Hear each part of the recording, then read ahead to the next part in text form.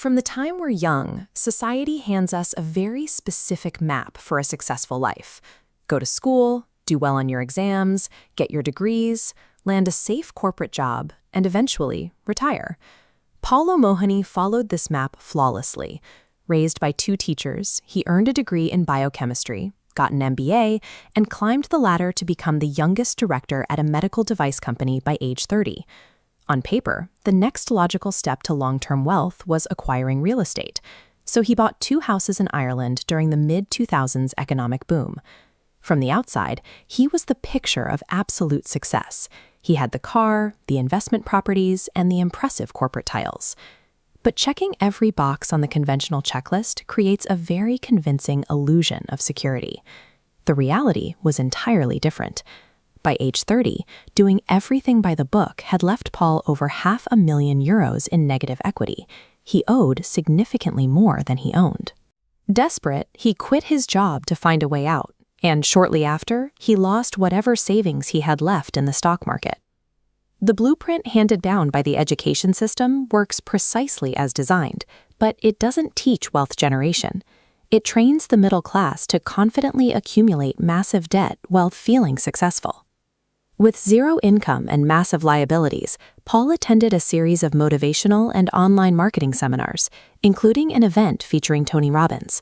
It was at one of these events that a high school dropout on stage delivered a sobering truth to an audience full of indebted professionals. Wealth is not connected to letters after your name. It's connected to numbers in your bank account. Accepting this meant Paul had to dismantle his entire worldview. He had to set aside the pride that came with his MBA and his director title and become a total beginner under the guidance of an online business mentor who was younger than he was. His new mentor instituted a strict rule. Paul was to execute the basic steps exactly as instructed. He was forbidden from using his corporate logic to adjust or improve the system until he had made his first $1 million. People with advanced degrees often struggle to build independent wealth because their egos demand they be experts. They refuse to endure the humility of starting over at the bottom. By simply following instructions, creating an ebook, then a video course, and utilizing Twitter, Paul generated his first online sales, totaling $44.20. A moment of wonder.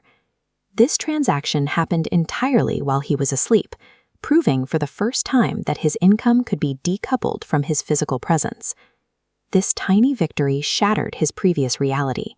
It proved that income generation did not require him to physically trade his hours for a corporate paycheck. Generating wealth in the digital landscape is a matter of technical execution. Once you identify and apply the correct sequence of actions, the results become repeatable. Within a year, Paul and his business partner made their first $1 million. As he began teaching others, he noticed his students were battling significant obstacles in their health, mindset, and productivity that actively hindered their financial progress. To address this, he built the Rethink Academy, a new operating system to patch gaps the traditional system ignored.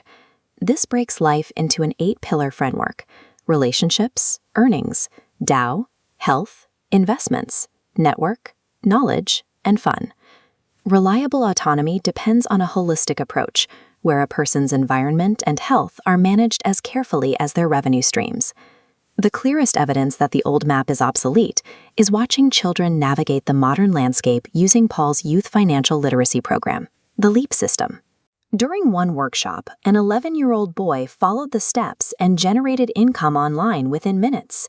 Unlike the adults in the room who looked for 99 reasons why the system wouldn't work, the child just looked for the one reason it would. Yet Paul faced massive resistance. Parents pushed back aggressively, arguing that teaching kids about money and business was inappropriate, opting instead to let children just be children. To get past this barrier, a man who had already generated over $15 million online had to go out and get a traditional financial advisor certification just to satisfy the parents' desperate need for academic validation. This reaction highlights how deeply legacy programming is embedded in the general population. Many people prioritize the comfort of traditional validation, even when presented with proof of a more effective alternative. If you followed the rules society gave you and still feel stuck, You have to take absolute responsibility for your current outcomes. You have to actively choose to untangle and unlearn the legacy programming that keeps capable people trapped in a cycle of debt.